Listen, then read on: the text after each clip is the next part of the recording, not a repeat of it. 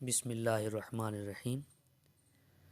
عزیز طلباء، آج کا ہمارا موضوع ہے اقبال کی نظم شکوہ کا مختصر تعارف۔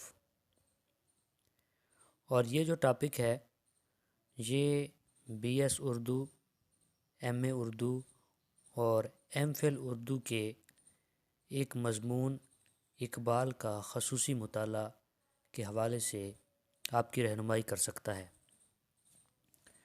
تو اقبال کی نظم شکوہ کا مختصر تعارف کی طرف آتے ہیں۔ اے خدا شکوہ ارباب وفا بھی سن لے، اے خدا شکوہ ارباب وفا بھی سن لے، خوگر حد سے تھوڑا سا گلہ بھی سن لے۔ عزیز طلباء، 31 بند پر مشتمل شکوہ اقبال کی مارکہ آرا اور مشہور ترین نظم ہے، جسے اس صدی کی انتہائی مقبول تخلیق سے تعبیر کیا جائے گا تو بے جانا ہوگا۔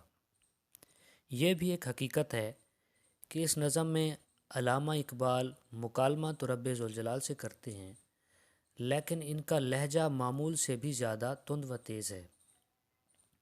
شکوہ ہی وہ نظم ہے جس کے حوالے سے اقبال پر کفر کے فتوے بھی عائد کیے گئے اور 20ویں صدی کے آغاز میں اس کی اشاعت پر بھی خاصی لے دے ہوئی، یہاں تک کہ انہیں اپنے دفاع میں جواب شکوہ جیسی نظم بھی لکھنا پڑی۔